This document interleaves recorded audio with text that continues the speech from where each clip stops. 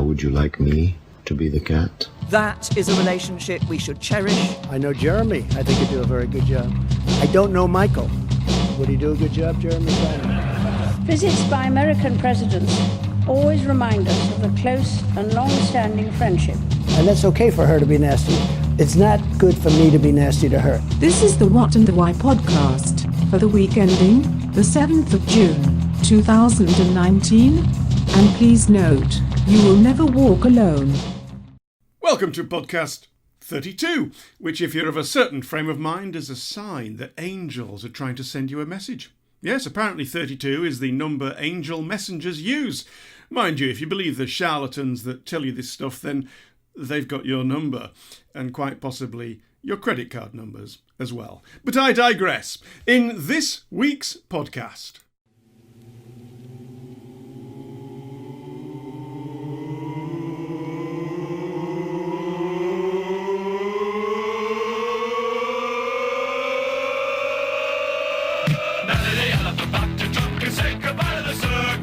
She went with a trumpety trump, trump, trump, trump. Now Nelly the elephant packed a trunk and trumbled into the jungle. Off she went with a trumpety trump, trump, trump, trump. Yes, he came, he saw, he trumped. No, he triumphed. Or did he? Also, if Spurs fans call themselves Yeards... We sang in France and we sang in Spain. We sang in the sun and we sang in the rain. It's right to stop us for the what it did.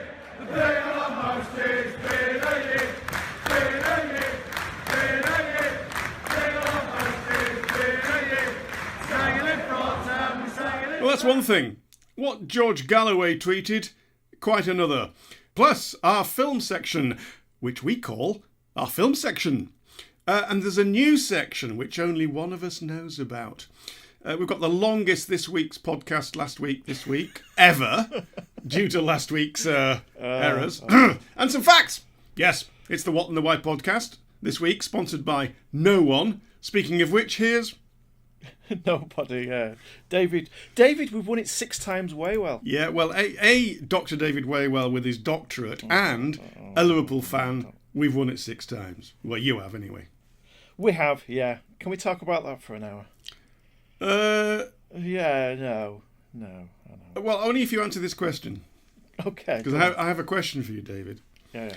Can you be a closet claustrophobic? Yes. Yeah. Yes. No, yes, you can. Yeah. Of course you can, because I've never admitted it. So, you know. Just trying to make a little joke there about the word closet, but it just didn't work, did it? Read any good books? Sorry, go on. If I actually drew that as a cartoon, that's not bad. Actually, a closet claustrophobic. On you go, mate. Checks in the post. Any good books recently? Yeah, I've been reading Shadow Play. Oh, we did that last week. Any other good books recently? This is by Joseph O'Connor. You didn't see Craig, Craig, regular listener Craig, who tweeted out there was another book called Shadow Play that came out on Monday, which is weirdly I shall be instructing my lawyers. Yeah. Oh, no, right. What's it about? It's about the Lyceum Theatre and Bram Stoker, the writing of Dracula. Yes. It's a novel, but it's funny because Craig was looking for your book and he nearly bought this Joseph O'Connor book. Yeah. So okay, I wish him well, whilst simultaneously taking the opportunity to advertise that I have my new book out. It's called Shadow Play, Under Fire and Behind the Lines: The Inside Story of Kosovo. Do you like how subtly I did that? Yeah, it's brilliant. You should be in PR. Yeah. Do you actually want a proper answer to the question? No, I just want you to be polite and ask, because I don't care what you're reading. It's only an excuse that you can ask me what I'm reading, because that's what's interesting. I forget this every week. Yeah. So, Tim, what have you been reading? Oh, I'm glad you asked me that, David. I'm reading The Price of Paradise, How the Suicide Bomber Shaped the Modern Age by Ian Overton. Because I like a little light bedtime reading. I was going to say a comedy. Yeah. In many parts. No pun intended. How has the suicide bomber shaped modern? Was it politics? I'm not convinced of it. It doesn't mean that it's not a good book and not a very interesting book about suicide bombers. The history of the rationale of why, but I'm not sure they've shaped the modern age in the way that, I don't know, nuclear weapons have, or they have changed some of the ways we go about our daily business in military installations, the capital cities, and in the troubled hotspots of the world, security measures. But go on. Well, I was going to say I can see an argument about culture, because we live in a culture of fear, which tends to. I mean, I know you can argue that you only need it to, somebody to follow the instructions correctly once to save many lives, but I listen to that announcement, see it, say it, sort it, that thing every day, every train journey, a dozen times. Yeah. And it, it's how much it makes us fear our society, which is in truth pretty touch wood, pretty safe. Yeah, exactly. So is it shape? I'm not having a go at Ian Overton. I think it's a good book so far, but does it really shape the modern age, or is it just? It's another factor which makes us live in an age of fear, where we fear. It's like paedophile. There was a great wave of fear about paedophiles years ago, and no kid was allowed out on the streets or allowed to walk to school. It's one of those things which perpetuates this sense that we're living in a very dangerous society. Actually, I did ask you. You surely have read a book this week. No, I haven't. I've just bought the new. I've just been given. Somebody's finished it, and I've inherited the new Thomas Harris. The Silence of the Lambs writer. I hate people like you. Go out there and buy a book and get me my 50 pence for writing it. Anyway, go on then. What do you want to say about Liverpool? Oh, it was a rubbish match, but a great result. It really was poor, wasn't it? It stank, didn't it? Yeah. But I think the handball decision after 30 seconds. Yeah. Decide, and I think it was a handball, by the way. I do, I think he controlled the ball. He brought his arm down on the ball, controlled the ball. Well, he deserved to be a penalty just for idiocy, anyway. Yeah. But I think it's also the temperature of the stadium in 3 weeks. I think we'd lost the rhythm. We often play badly after we've had like an international break, or they've gone off to one of these warm weather training. We just seem to lack fluency. So you know that James Milner used to play for Leeds United, don't you? I know, and he's my favourite player. I love Milner. I hope he's going to sign because if he signs a contract, I think he only needs 20 games, and then Liverpool have been, the team he's been with for the most. But we would welcome him back. In fact, I'm sure you would. He has a very good, funny Twitter account, doesn't he? Where, because everyone used to think he was massively boring, he deliberately tweets really boring things. It plays up to it. It's great, but he's a great player. I mean, I was crying out for him to come on just before he did come on. You should manage Liverpool, you, David. No, I shouldn't. I don't follow half of what goes on. But right, look, can we move on, because this is a podcast about geopolitics, although less and less as the weeks go by. Yeah, we get it in there. Yeah. Right, Mr. Trump. And I know, I felt like that. I wrote a rather glib piece yesterday about his visit. It's just. I mean, he's not actually done anything particularly poorly. He's not embarrassed himself like others. I just think it's the British government that's embarrassed ourselves. The royal family, the ridiculous lengths we've gone to sort of. Treat him. I think that whole thing about Camilla winking, doing the knowing wink. You either one thing or the other. People say we're trolling him because we gave him a book. A man who notoriously never reads, we gave him a book to read. If we're doing that, then it's defeating the whole point of us. Well, I'm not convinced. We did troll him. I don't have an issue with the relative respect paid to the office of the President of the United States. He said, choosing his words carefully. Stuff like Camilla winking. We have no idea if she was winking to take the mick or not. At one point, people were desperately hoping he had touched her back, which I couldn't care less whether he did or he didn't. Well, Michelle Obama, she dared to touch the royal back. Yeah, I don't care. And I don't think she really cares. In fact, she told me she didn't care when I did it. No, but I think there was a thing about the Queen and the Obamas are very close. I think they still keep in touch. They're very friendly. Where I don't think they've got the same chemistry with the Trumps. But the whole thing just feels a little bit. I mean, let's face it. We've got a lamed up Prime Minister. We've got a lamed up President, in effect, And all these trade deals are going to take so long to negotiate and get through Congress. We're going to have to do this all again for the next president and the next prime minister.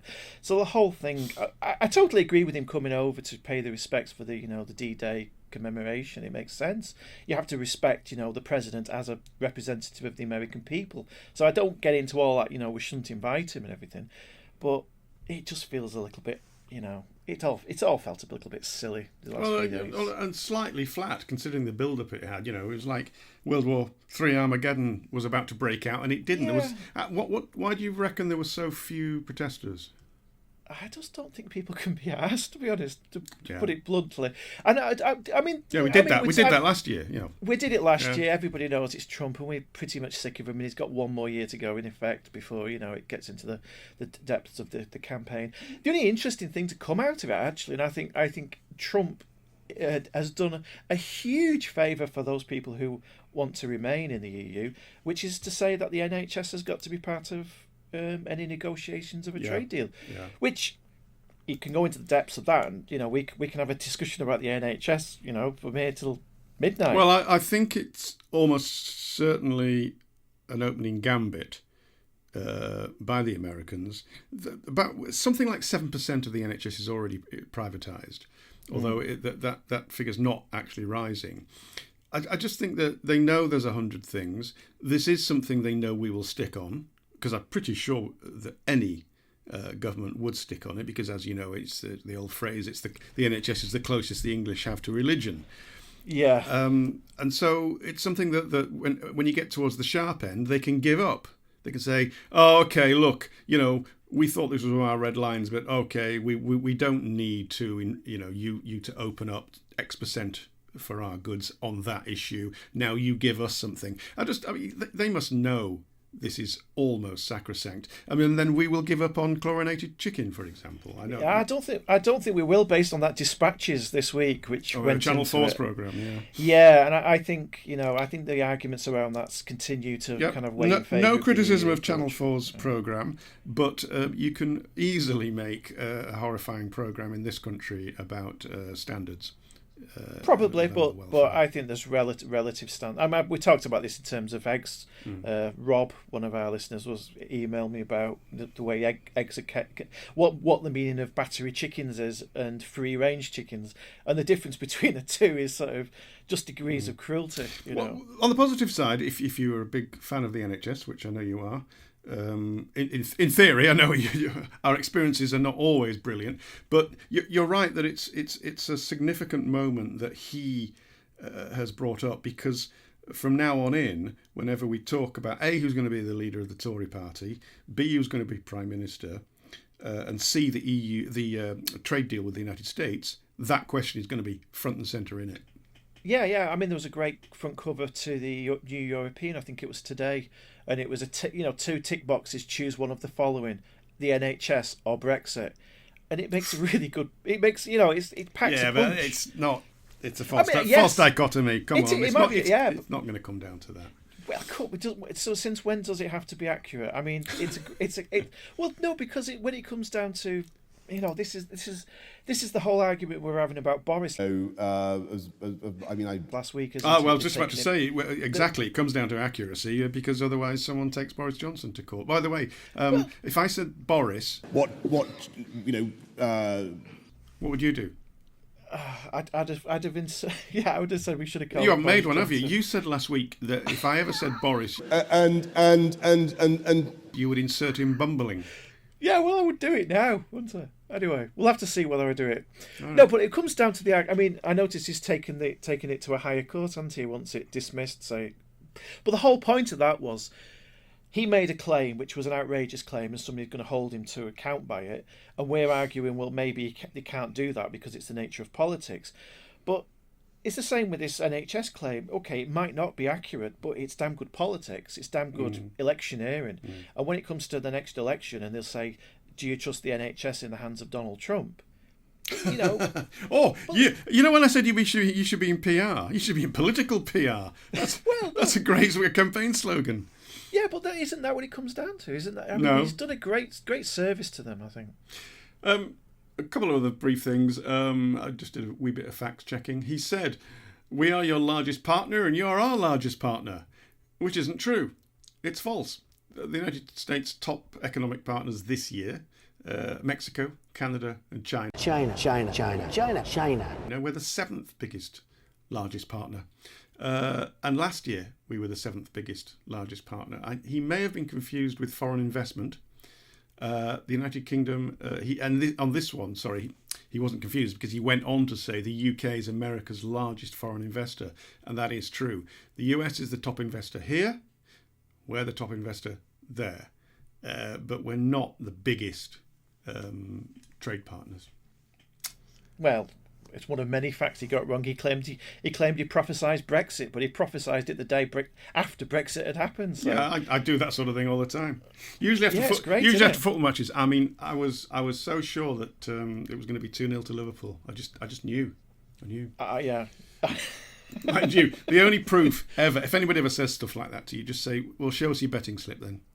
Well, exactly. Yeah, exactly. And there's lots of evidence that he said it the day after when he was at Turnberry or whatever it was. He said crime is up in London during the childish spat. I mean, I didn't think either of them came out, Sadiq Khan or him, came out of that looking too well. But crime is up. A lot of problems.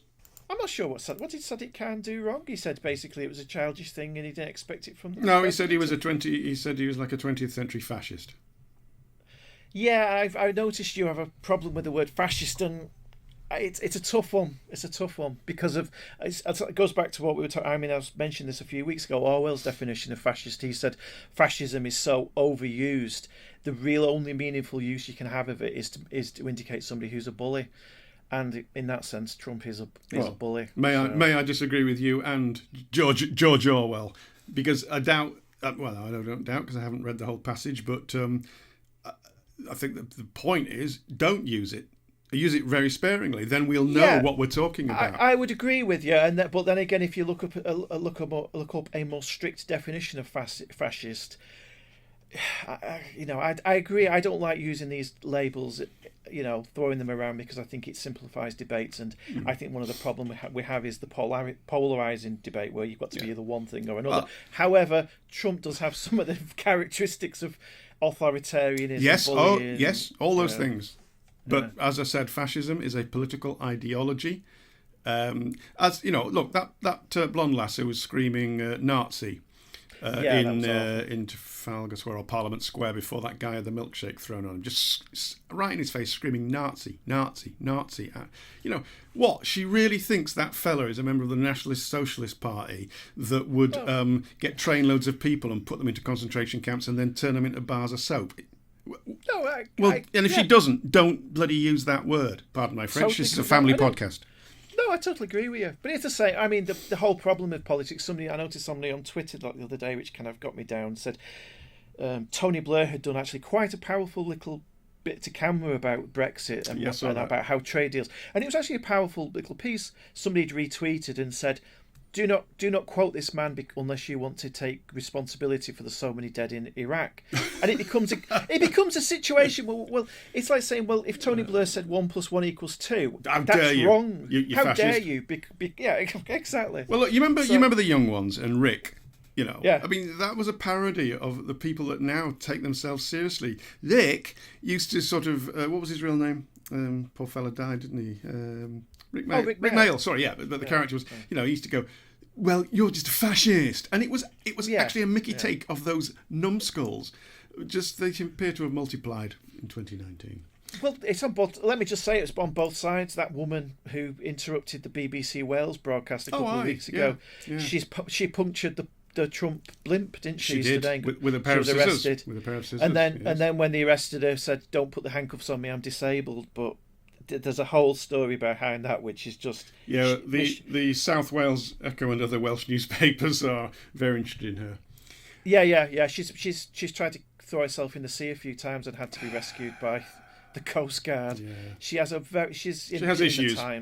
She has a lot of issues. Before we move on, politics is dominated by. Sorry, mate. I don't want to waste my fact checking. Trump did say crime is up in London about the Khan thing. It's true. Mr. Khan took office in May 2016. Crime had been rising for the 2 years previously anyway, and then it continued to rise. under him. In 2016, there were 61,000 offences in London. This year, already, there's 73,000, and that is 9% up on last year, which itself was up on 2017. So that's not good news. Now, here's a strange melding of politics and football. Mr. Galloway's tweet. Yeah, I thought as soon as I read it was going to be in trouble for it because it's one step beyond. Yeah. Oh, sorry, I thought you were going to cue the madness in then. I'll leave you to that. One step beyond.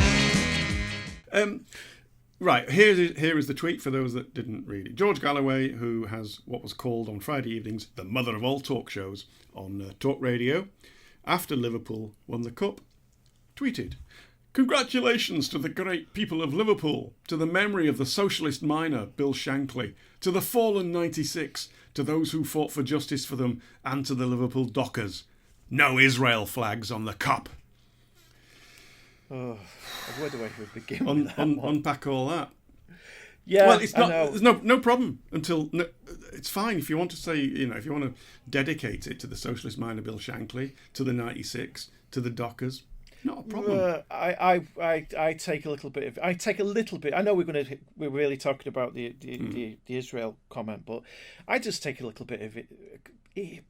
The conflating of all those different things, because Shankly was a socialist, but he also said he wasn't really a socialist in politics. He really meant the team spirit and people working together and sharing the rewards. It's a bit like what Klopp's created.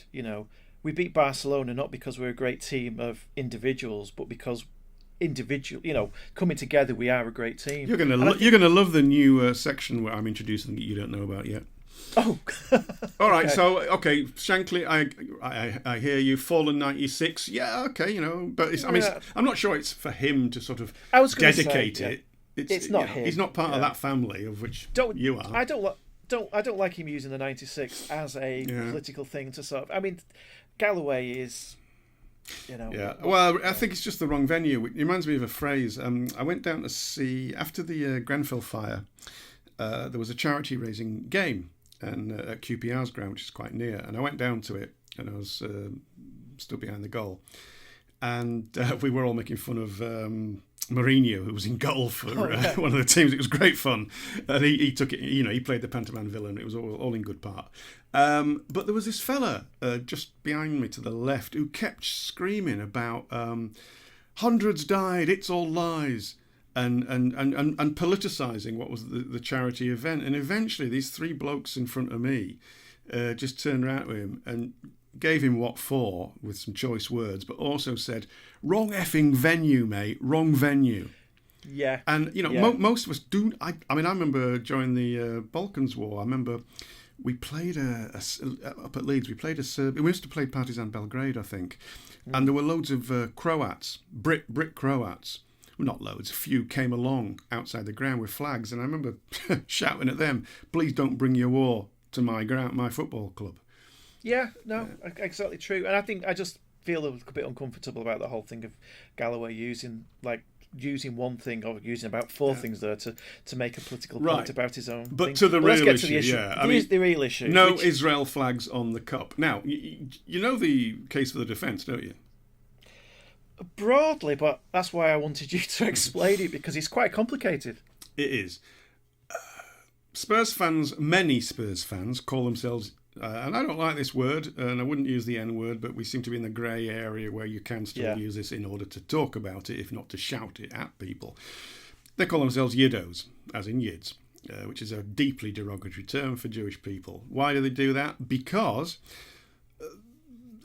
Tottenham, North London, is where most majority of British Jews live. Tottenham is in North London. That's one thing. Obviously, therefore, a proportion of them will go and see Tottenham and Arsenal. The research suggests it's about equal numbers. The research also suggests that it's about 5% of Tottenham's fan base is Jewish. But of course, that's significantly larger than anywhere else in the country for obvious geographic, demographic reasons. And it's down compared to it was historically, though, as well. Yes, and so Yes, it has been, and again, this is something to do with where the tram lines out of the East End. They went. It was easier to get from the East End up to North London to see a game than it was to get across to West Ham, even though geographically that was slightly closer. Yeah. Anyway, down the years, as football fans become more unpleasant, fans used to chant at the Tottenham fans "Yidos," and I've personally witnessed some very unpleasant stuff. There's the Auschwitz song. There's the one that is a reference to Adolf Hitler, which is "He's coming for you." We can't say his name, but he's coming. You know, there's all this stuff that goes on amongst those Neanderthals. Sorry, that gives a bad name to Neanderthals, and I'm 3% Neanderthal anyway, according to my DNA. Where were we? Oh yeah, we were White Hart Lane. Yeah. So consequently, they have tried to turn it into them on themselves by taking up the nickname for themselves, Yidos, and so they chant Yidos. You know, it's a version, not exact, of black people in America taking the N-word and describing themselves. You reappropriate it. The problem with that is, and you must forgive me. I wrote a book, as you know, called Dirty Northern Bastards, about the songs on the terraces. So I did look it up, and I came across what David Badiel said about it.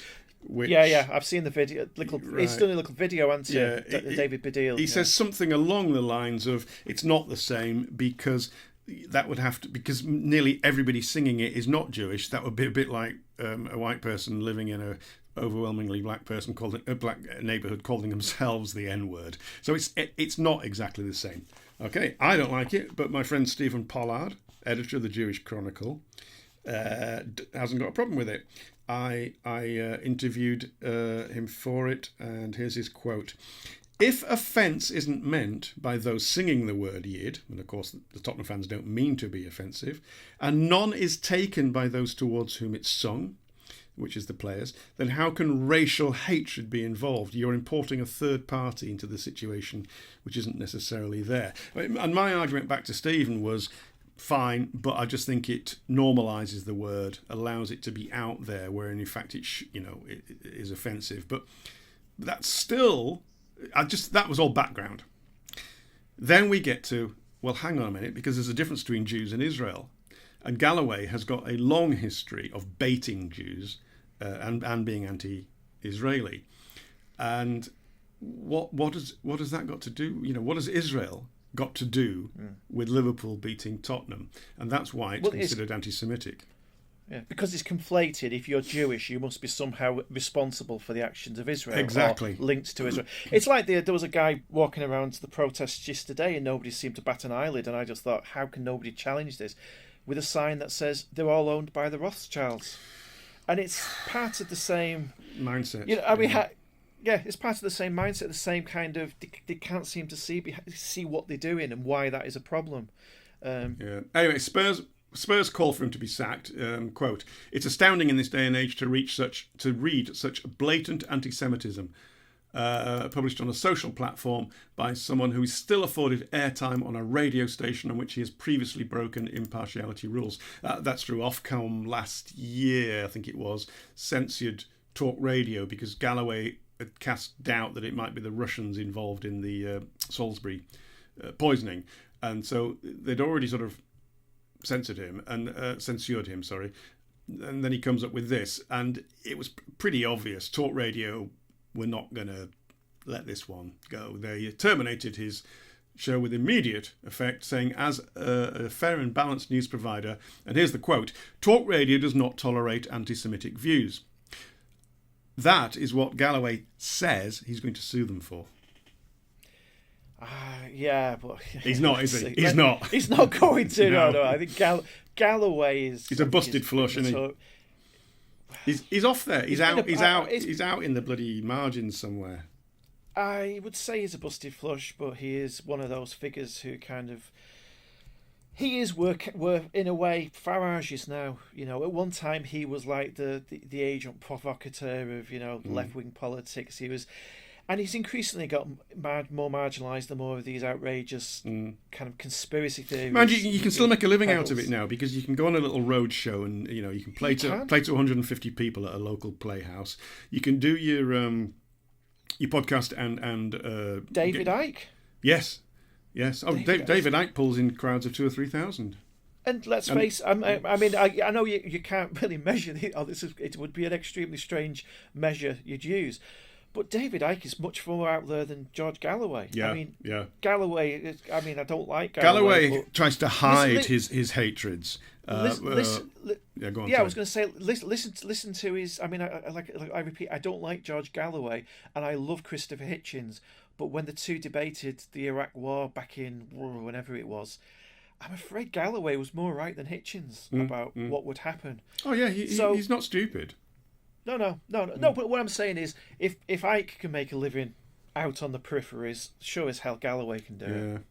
Anyway, let's see if it goes to court. I mean, he threatened to reveal everything about Oliver Cam, the Times journalist who allegedly was had invented a persona and was doing things on Wikipedia.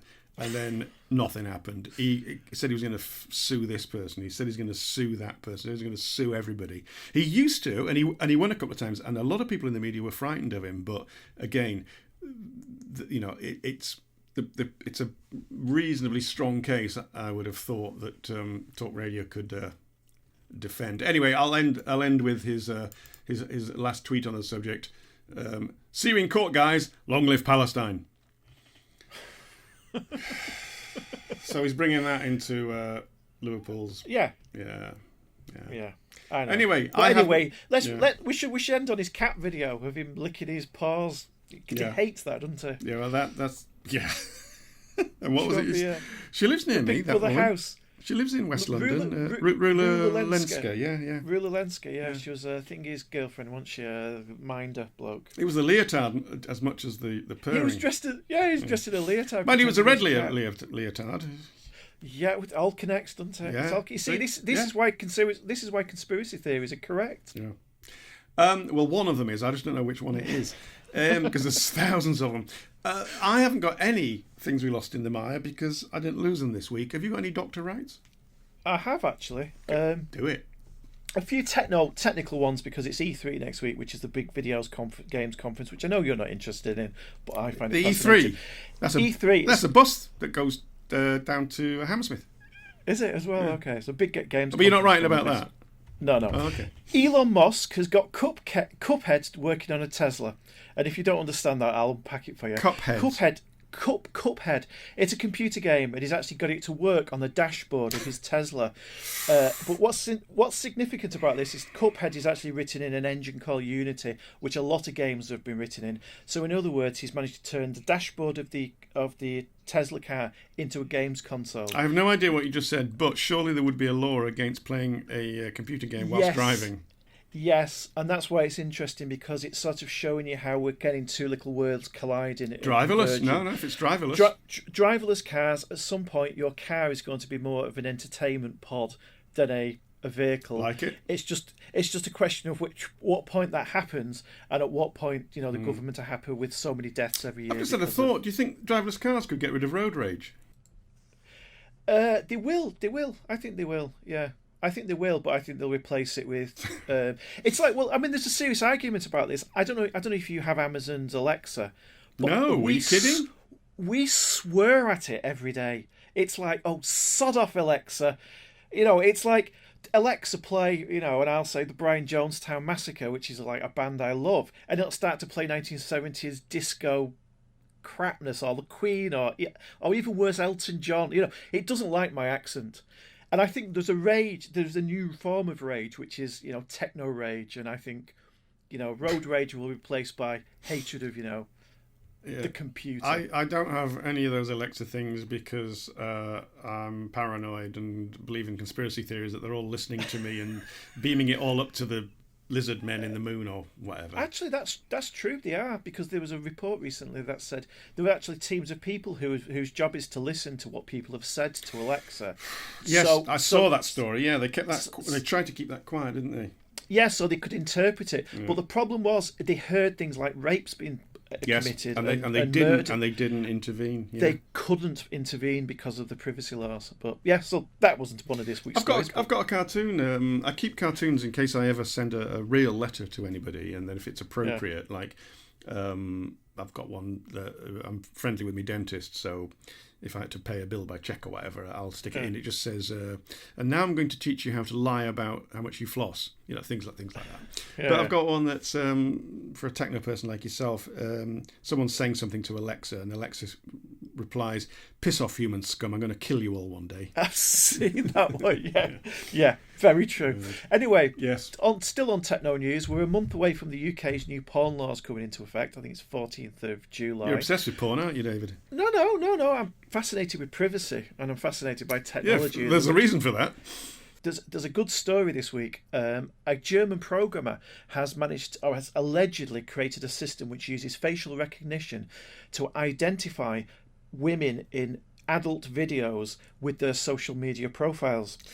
Well, yes, exactly. Now, I don't think I think the technology is possible. I think it's easy to do that. I don't think he would have the bandwidth to download all the videos and then download all the images, but it is a scary way we're going, because it comes back to the story we were talking about was it 2 weeks ago, about the guy covering his face.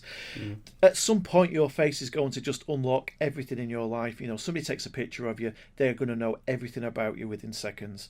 It gets scary. I mean, this is the thing about so much of these cases. We're arguing for things which in a sense you don't really, you're not interested in, you're not remotely interested in, like how the government censors you or prevents you from accessing porn. But then that becomes how you access political websites or knowledge or information. The two things, it's like the old, who was that old lawyer years ago who always used to defend Myra Hindley? Longford. Lord Longford. Yeah, and he defend people. You think, why the hell is he defending? But he was defending it for large. I liked Lord Longford. I thought he had a sort of mad scientist haircut, which he looked like an eccentric, but he was all right. I was just thinking while you were talking, because I wasn't actually listening to you, that what you just said, you could also, the Chinese thing about the social credit score, where exactly. If you do enough wrong, then you can't buy a plane ticket. You want to somewhere you want to go. Well, of course, they can also, with your face recognition, which they are pioneering. You could you've come into this internet cafe, if they still exist. No, you won't go. You're not going on this website because you're the person that your social credit score isn't high enough. Brave new world. No, I was going to say, it gets you into dystopian, because you imagine in China, you've not smiled enough. I mean, they literally could check to see how much you're smiling. I mean, we are going into really dark territories with this. So what seems like a ridiculous story about porn and this bloke comparing facial recognition does actually eventually impact everybody, because it is going to be to do with who you are and how you live your life. So anyway, on lighter topics, last week I admitted to hating Elton John, which you couldn't believe. No. I completely understand that you hate Elton John. Yes. I do. Yeah. I still do not believe, that you had never heard of Philadelphia Freedom. Yeah. No, that's true. I didn't. But anyway, on other music I don't like Queen.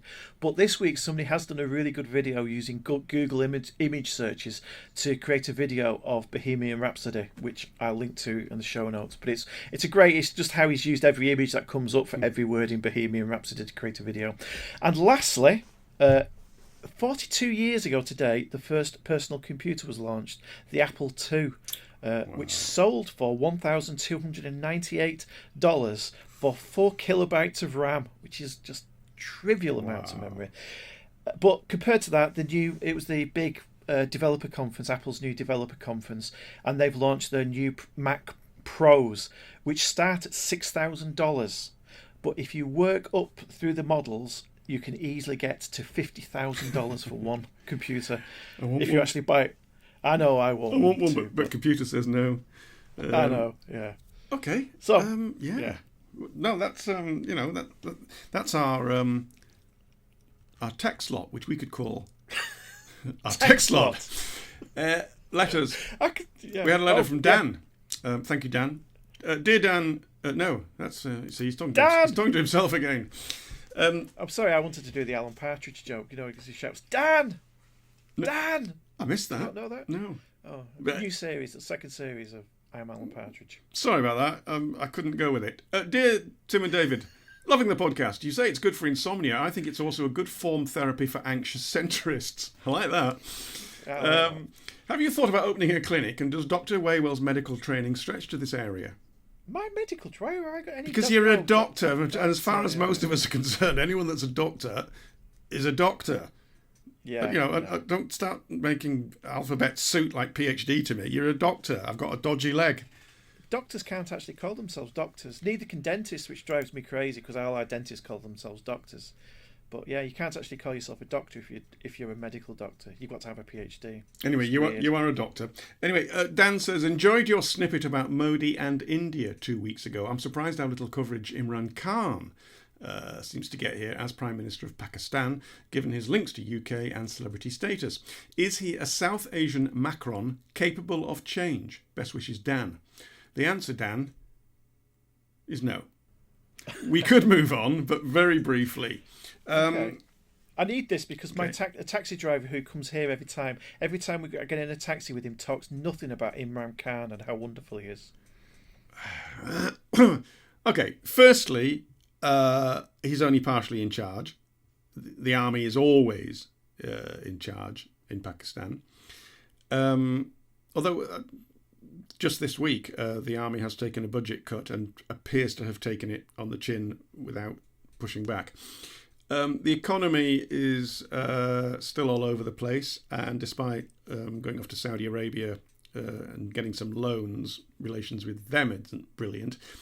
He's doing very little reform in health and education, but that is both that he's not doing it, but also he can't do it. Health, for example, in Pakistan, is controlled at provincial level. So, Baluchistan or whatever is in charge of its own health service. So he only controls 2 of the provinces. On social reform, you remember Asia Bibi? She was that Christian woman acquitted of blasphemy by the Supreme Court. He began by favouring the Supreme Court decision, but then he turned it round when he realised there was an Islamist backlash. He was himself backed by the Islamists in order to get to power. Now he's in power, he's trying to have it each which way. I think he's certainly better and more modern than many previous Pakistani prime ministers, but the constraints within the country mean, it's not like in a genuine, deep-rooted democracy where you can set off in one direction and you can be voted out perhaps 4 years later if people don't like it. But in Pakistan, you've just all the levers of power are not all yours. At some point, the army might just step in and take over. If you get it wrong on the religious questions, you will find millions in the streets, many of them rioting. So even if he was a genuine reformer, I think it would be slow. I think he may try for some reforms, but I think it will be slow. Yeah, I was reading a book recently about America's relationship to Pakistani intelligence, over the old, Bin Laden, searching for Bin Laden, and it all depended on who in the government you were talking to, because there was no coherent. You could talk to one guy and he'd say, "Yeah, we'll help you with this." Talk to another guy and he was completely on the other side. Yeah, it's like that in Iran as well. I mean, when you're reading a news story about Iran and the British government says X that they've spoken to, unless you actually can see who have they spoken to, you can't make a judgment about whether it makes a damn bit of difference. Because if they've spoken to the foreign ministry, for example, which is controlled by what we call relative moderates. I mean, they're not any way moderate in any sense in our normal use of the word moderate, but in the Iranian political system, they are relative moderates. But it doesn't make any difference if you've only spoken to them. If you haven't spoken to the Revolutionary Guard or to the Speaker of Parliament or to one of Khamenei's people, then you haven't really made any progress. And Pakistan can be a bit like that. So it's not like whether you speak to the secular side or the religious side. It's more nuanced than that, is it? Yeah, it's within. Well, to be honest with you, everybody's religious in Pakistan. Yeah. There is no real secular. I meant in Iran, but yeah. Well, again, all the levers of power are in the hands of the revolution. The revolution is a religious revolution. Anyway, we now have the longest last week's podcast this week we've ever done. Who's to fault? Who's to blame for this? Me or you? Who got most things wrong last week? Well, let's see. Oh, God, it's me. Who said last week, the point of these podcasts is for me to take the mick out of you, not to be sincere? That was me. That was me trying to lead into me being sincere about your books. But go on. Well, I've just spent the whole week crying. I had no idea that the point of these podcasts was for you to take the mick out of me. And all along, I've been saying all this stuff, and you've been secretly laughing, silently laughing at me. Sniggering. Yeah, that's true. Great word, sniggering, isn't it? Sniggering covers so much, the word sniggering. Yeah. All right. I'll change my ways. Okay, look, one of us described the ship, the USS John McCain, as an aircraft carrier. Now, it would be very unfair of me to say who made this egregious error. I'll just say it wasn't me, and I'll leave it there. Okay? Because, as some of us know, I looked it up this week. Yeah, the USS John McCain is an Arleigh Burke-class destroyer. Yeah, okay. I know. Okay. Well, also, one of us, and I won't say who, but it wasn't me, said something about the frog in the frying pan. It's not a frog. It's not a frying pan. Go on. Well, first, no, any sane, rational person knows this as the frog in the boiling water. Oh, analogy. is it? Yeah. I've heard it in a frying. It's not a bloody frying pan. Yeah. You put it in a pan of water and it's thinking, this is nice. And then you heat it up, and according to the legend, it's so stupid, it just kind of gets used to it and then boils to death, yeah? So what you're saying is I've been cooking frogs wrong all Yes, these years. exactly. Well, are you French? So, I mean, also, but actually, I did like the image of it in a frying pan, because then I had the image of it sort of not just sitting there serenely in this rather nice water, but sort of hopping from one, I was going to say foot. What did they have? Flippers? We'll have to do it next week now. Who said frogs have flippers? I did a frog on a hot plate. Is that a different one? Well, look, you may be right. The whole point is it slowly cooks them and they don't realise it compared to... Yeah, but apparently it isn't true. Is it not true? Apparently scientists, I mean, I hate to think of how they did it, but... well, I imagine it would involve a pot and some water. A frog and a hot plate, or boiling water. But apparently, as soon as it becomes uncomfortably hot, the frog climbs out of the pot. Oh, I know it's very disappointing. Not for the frog, but it's very disappointing because I've always liked that analogy of. But there we go. I have, because it's a good analogy. It's like, especially when we were talking about the creep of authoritarianism or the far right. Yeah, it was a good analogy. We can learn a lot from frogs. Well, last week I was listening, and I said Leave are still around, and I meant Change. Not anymore. They're not. Change UK. Yeah, I was going to say now they're not. They're half the size they were last week. So. Blimey. Oh, what a car crash that is. One of us, me, said that Thatcher tried to see off the BNP by moving to the right. It was, of course, the National Front she saw off. One of the Swedish parties has just done that, hasn't it? One of the parties to, was it Sweden or Norway? They've just announced that they're going to have a more strict immigration policy, and they've just taken power, haven't they? I don't know, but that's certainly the model up there in Scandiland has been to move to the right, but not deliberately to try and be nasty, but they are trying to draw the string out of the far right. Sting. Yeah. Right. Yes. As you said last week, the Austrian Freedom Party does have its roots in the Nazi Party. It was founded by a man called Anton Reintaler. He was a member of the Nazi Party and he was an SS officer. Now, that reminded me to look up, we didn't mention it last week, but do you remember Kurt Waldheim? Oh, yeah. Former Secretary General of the United Nations. And then after that, he stood to be Chancellor of Austria. And during the 1986 campaign, it became apparent that, he was actually an intelligence officer in the Wehrmacht during the Second World War, which is allowed. You know, there's two different things between being in the SS, but he was close to the Nazis, and his signature has been found on documents linked to massacres and deportations, and they elected him Chancellor. Also, Lou Reed wrote a great song about him, Good Evening, Mr. Waldheim. Did he? Didn't know that. Have you not heard the New York album? Yes. Which is Lou Reed's greatest album. It's on that one, Good Evening, Mr. Waldheim. I think the only one... Pontiff, How Are You? The only one I've really listened to was Transformer. No, well, New York's his best album, by far. Worth note. Yeah. Good evening, Mr. Waldheim, and Pontiff, how are you? You have so much in common in the things you do. Jesse Jackson. He talks of common ground. Does that common ground include me? Or is it just a sound that shakes? Or Jesse, you must watch the sounds you make.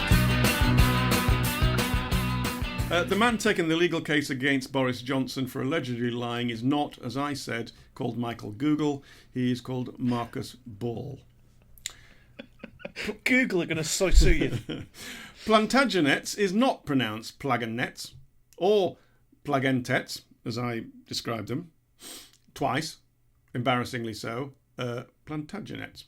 However, Offa's was constructed amongst what is more or less the Welsh border, but it was naught to do with the Tudors. However, I did venture that Henry VIII's dad, who was called... Henry? Henry the... Oh, sorry, yeah, okay, 7th. Yeah, I was hoping you were going to say 9th. I was only going to say 9th. I was going to say 6th, it would have been funnier, yeah. Henry VIII's dad, Henry VII, was indeed Welsh. As I said, he was born in Pembroke Castle and was the only Welshman ever to be King of England. The Kemp brothers from the popular beat combo of the 1990s, Spandau Ballet, who went on to star in the popular BBC soap opera EastEnders, is Martin Kemp. His character, A Nasty Piece of Work, came to a nasty end following a feud with Phil Mitchell. Yeah, it's not Ross Kemp then. No, sadly. The bloke off out of Britain's Worst Bullies or whatever it's called. Finally, Dr. Waywell may well have claimed not to have ever heard Elton John's Philadelphia Freedom Song, but in a survey done by Mori polling last week, 98.3% of the British population said they had heard it. 97% of the British population said they'd heard it many, many times and couldn't believe how anyone hadn't ever heard it. Of the 97% of British people that have heard Elton John's Philadelphia Freedom Song, this is rubbish. You're making 90% thought it was awful. I don't mind if you're making it up now, because I think those statistics. What did Rory Stewart say a few months ago? I'm making statistics up to back up my point of view or something. The famous Radio 6 quote. I like that. Yeah. No, of course, yes, I did make that up, but I stand by my point that you know, they are accurate. They are accurate. If a poll was to be done, that would be accurate. Exactly. In our film section, titled film section. Seen any good films recently? I watched Silence of the Lambs again last week. Ooh, last night. That is a good film, yeah. I was actually having a discussion. I don't know why Anthony Hopkins got the Oscar for Best Actor. The Killer... He didn't say anything, did he? You know, he had a mask on for most of it. The killer in that, Ted Levine, I think it's Ted Levine, is the best psycho killer in any film. Qu'est-ce que c'est? I can't think... Well, yeah. Nice Talking Heads reference. Thank you. Yeah. No, I just love that film. It's... so good. Well, yeah, I on a similar vein, I watched Zoolander. Oh. Loved it. Yeah, listen. I've only seen it once and I didn't like it. That script, with the wrong actors, would be the worst script in the world. In fact, it was brilliant because I think they carried it off. Those actors without that script would have been... But it's very knowing, very tongue-in-cheek, deliberately stupid. And it has some great one-liners. I mean, it's entirely played for laughs. I suspect it's a film like Anchorman. First time I saw Anchorman, I hated it, and then second and third time, and it was like then I was like watching it compulsively. I actually adored it. One of my favourite films, Anchorman. Yeah. Yeah, I even like Anchorman. In fact, too, your man's in that, isn't he? In Zoolander. The guy who starred in Anchorman. No, the one who starred... Ron Burgundy. Ron Burgundy. Yeah. Oh, yeah, immediately. The one who wanted more cowbell. No, he didn't want more cowbell. He had the cowbell. No, in Zoolander, he's the one with the sort of dodgy blonde hair that was a failed something or other. And he's the one who tries to program Zoolander to kill the Malaysian Prime Minister. Yeah, anyway. He was also in Austin Powers. And I'm going to sit here and people are screaming his name now and I can't remember it. What, Ron Burgundy's? Damn it. Ron Burgundy's name, yeah. Yeah, he's only been in like every single film for the last 10 years. Yeah, anyway. I've just had a block. Also, film news, which thank you directed my attention to. Ridley Scott is thrilled at the return of his 1973 ad, The Boy in the Bike, pushing it up that, the harvest as good as today as it's always been. ad. The hill in Yorkshire, which isn't in Yorkshire, which is in we fact said it was in in Dorset. Dorset. Yeah, it's undergone a 4K digital restoration, and its score of Dvorak's New World Symphony has been re-recorded by a new generation of the original Ashington Colliery brass band, and they showed it, which is great.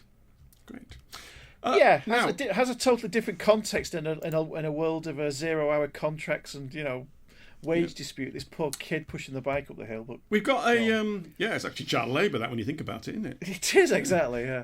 If I was to play something to you, can you guess what our new section is called? Here it is. Hold on. Okay.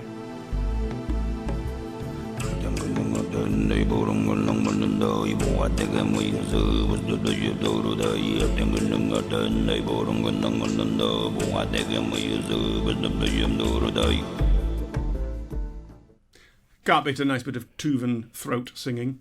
I was going to say, was it frogs on hot plates? That is potentially deeply insulting to the throat singing community, which mostly it's in Mongolian region, but there are regions in China. China. People from China, they love me. Right. China. What is throat singing? Well, that was it. Isn't all singing throat singing? No. I mean, you heard him, didn't you? The I heard a kind of rumbling noise. Just bear with me, will you? Oh God. Right, you ready? The robots have taken over. Yeah. I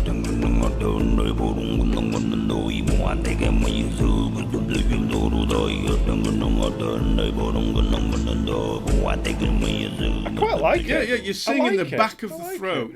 No, not even from the... Yeah. It's hard to explain, but it's only done in a certain arc. I think some people in Finland might do it, but it's certainly parts of China. I like China. I go to China. China. Go to China. China.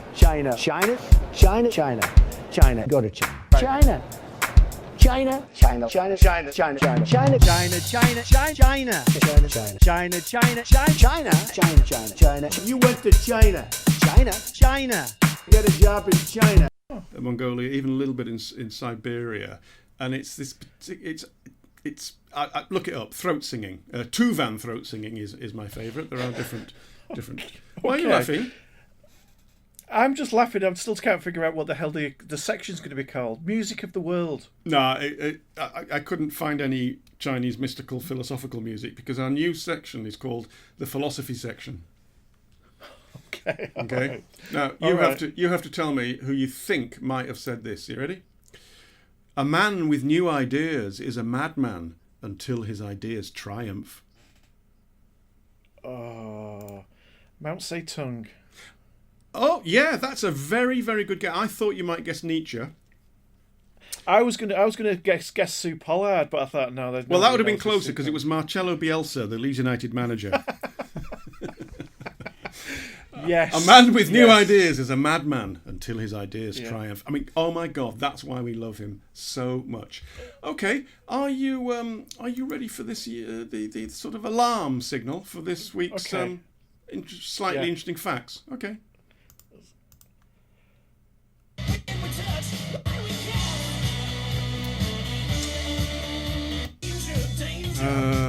Hold on. Right, you ready? Go. Danger! High voltage! When we cut, when we kiss, when we touch. Danger! High voltage! To Electric Six. Is the theme incompetent DJs? No, it's philosophy. Okay. Confucius, not many people know this, he lived about 2,500 years ago, but his name is a European invention created by one of the first Western visitors to China, the Italian Jesuit Matteo Ricci, R-I-C-C-I, Ricci. His actual name was Kong Qi, or Kung Zu, which literally means Master Kong, and here's the best bit. All 3 million living Kongs are supposed to be his direct descendants. Not King Kong, but the Kong. I wasn't going to make that. The Kong people. It's not a joke. Anyway, look, actually, this might be the best bit. Confucius was immensely tall, reputedly 7 feet at least. And interestingly, the area of China where he was born, that's Shandong province, is the home of China's premier basketball teams. Ah, so he could have been very tall. Yeah. Socrates. Did he play basketball? That's not known. That's lost in the midst of time. Socrates, about 2,400. The footballer. Yeah, played in Brazil. Played in midfield for Brazil. So he did play in Brazil as well. Yeah, in the 1980s. But before that, in a previous incarnation, 2,400 years ago, Socrates served as a foot soldier in the war with the Spartans. Received an award for bravery, and the Socratic method, which you'll be aware of. Yes. Answering questions with questions began as an argument with himself. He would frequently be found on the streets of Athens, listening to and debating with his daemon or inner voice. It's a little bit like you in Warrington, isn't it? Oh, go on. Well, frequently to be found on the streets of Warrington, listening to and debating with his inner voice. That's true. Yeah. Probably. Yeah. I was going to say he's the father of the podcast. I was going to say you were the Socrates of the Northwest. Thank you. You're welcome. Thank you. Thomas Hobbes. Yes, Hobbes. 1588 to 1679, from where, of course, we get Hobbesian, which is, I subscribe partially to the idea that the world is Hobbesian, but it wasn't entirely brutal. He just said, look, it can be brutal, so we need to... Largely brutal. Yeah, and we can work to make it less brutal. He wasn't advocating that it should be. Anyway. No. Unlike Nietzsche, who probably was, really. Well, God, have I got anything on him? I don't think I have, but there is masses on him. Yeah, Nietzsche hated compassion, didn't he? He thought he was all you say that. Nietzsche, this isn't in my facts, but from memory, Nietzsche once ran out into the street and attacked a man who was whipping a horse. Yeah. Which would suggest some compassion. I think he hated Christian compassion. Unless it was his own horse. I hadn't thought of that. Oh, yeah. No, I don't think it was. Where was I? I was with Thomas Hobbes. Look, he wrote his great work, Leviathan. He always claimed he was born prematurely when his mother was struck with fear at the thought of the Spanish Armada. Wow. Yeah. That is a strange thing to start pregnant. What's the word? What's the word I'm looking for? Labour. Well, I was or philosophy. By the way, do you know what philosophy means or translates as? No, I don't. Philo and Sophia. Philo, as in love of. Sounds like a cartoon series. Philo is love of. Sophia is wisdom. So philosophia, love of wisdom. Yeah. Okay. It's why the capital of Bulgaria is also called Sofia. That's true. That's not a joke. Right, your starter for 1, Descartes' first name. René. Yeah, you already know that because of the Monty Python song, isn't it? It is, actually. I think I used it on one of our intros, actually, a few weeks ago. More to come on that. 1596 to 1650. Descartes was short, only 5'1". Ah, was he? Yeah, I am short, therefore I am. Sorry. Slept 10 hours a night and preferred to work in bed. He suspected monkeys and apes knew how to talk but kept quiet to avoid being employed as servants. My cat does that, I think. Yeah, that makes a kind of sense. Oh, it's brilliant though, isn't it? He suspected apes knew how to talk but kept quiet to avoid being employed as servants. Kant. That's not a swear word. This is a family podcast. They're clever enough to actually be able to speak, but not actually come up with the idea of unions and rights and things. Well, that would have come later. I mean, hang on. We knew how to speak, and we didn't get bloody trade unions until about the 1870s. Yeah, I suppose so. Yeah. Monkeys would have to sort of develop their own kind of. Well, I'm sure Marx had something to say about this. Kant. As I said, this is a family podcast. You have to his first name? Emmanuel. Yes. Unreadable as well. That's his middle name. Emmanuel Unreadable Kant. Yeah, God, he's unreadable. 1724 to 1804, was born in Königsberg, the capital of Prussia, but that's now Kaliningrad in Russia. And the only interesting thing about Immanuel Kant is that he never travelled more than 10 miles from his home in his entire life. Yeah, I can believe that. It's a sensible. One of my favourites, Bentham. Oh, he's the one who's locked in a cabinet in London. That's isn't he? right. Still. First name? Jeremy. Yeah, died in 1832. Best remembered as the father of utilitarianism. He stated that the law should ensure the greatest happiness of the greatest number of people. Now, here's the thing. He invented jogging. Did he? Okay. Well, I'm not sure. I mean, what about that fellow that ran the marathon in Athens after the battle? I'm sure he didn't sprint the whole way. But anyway, he called it antiprandial circumgyration. Oh, he kept slightly more catchy, isn't it, yes, than jogging? He kept 2 walking sticks named Dapple and Dobbin, a sacred teapot he called Dicky, and he sometimes shared his bed with a pet pig and a cat, which he called the Reverend John Langhorne. And they could speak, but they thought they'd better keep quiet, otherwise they'd have to make him a cup of tea out of the sacred teapot. Yeah. He once wrote to London City Council asking if he could replace the shrubs beside his driveway with mummified corpses, which he said would be more aesthetic than flowers. So he clearly has this thing about mummified corpses, given that, as you say, he is still preserved to this day in a glass-fronted wooden cabinet at University College London, where I was just speaking with him a few weeks ago. He didn't say a great deal. Perhaps he was worried about me making him into a servant. Yeah, I was going to say. That was Descartes. Yeah. Wittgenstein, otherwise first name known as Ludwig. Yeah. Ludwig? Only died in 1951. Oh, This is brilliant. This is possibly the best, although I think the Sartre one is. His application to study under Bertrand Russell at Cambridge involved an interview with the great philosopher. Wittgenstein simply handed Bertrand Russell a piece of paper containing a short, single sentence. Russell read the sentence and took him on immediately, and no one knows what it was that Wittgenstein wrote. I'll make you a cup of tea every day. I thought it was, I promised to pay the bearer £100,000, but no, but Russell would not have taken that because he was a deeply moral man. I could go on about Kierkegaard, but I won't.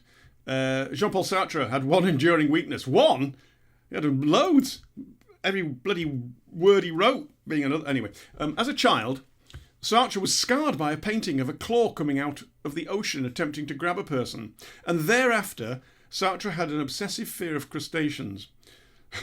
Sartre had vision... Crabs? Yes. Crabs and lobsters? Yeah, he had visions of lobsters following him everywhere he went. We're getting into Pete and Dud territory there, but I think we'll I'll tell you the worst job I ever had. What was that? The worst job I ever had was with Jane Mansfield.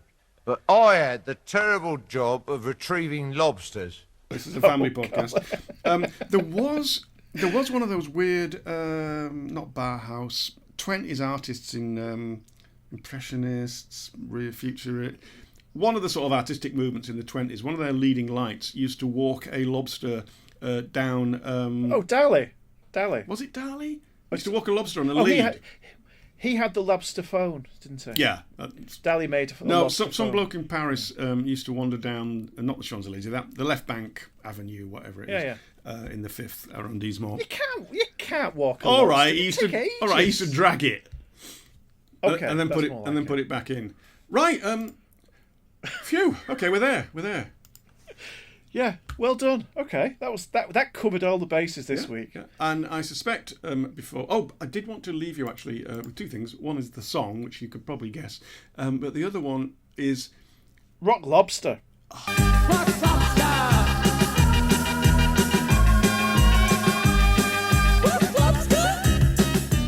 By B52. B52s. The B52s. Yeah. Sorry, Rock B92 Lobster. is a radio station in Serbia.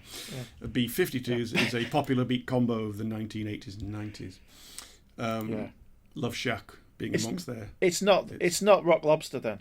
No. The song. No. It's entirely predictable and cliched. But let me leave, because we've gone on about philosophers and some of them are bonkers, and I finished that book last week, which I didn't enjoy, by a current living French philosopher. Yeah. I'm struck by in Boswell's Life of Samuel Johnson, there is the quote, "I have tried 2 in my time to be a philosopher, but I don't know how. Cheerfulness was always breaking in."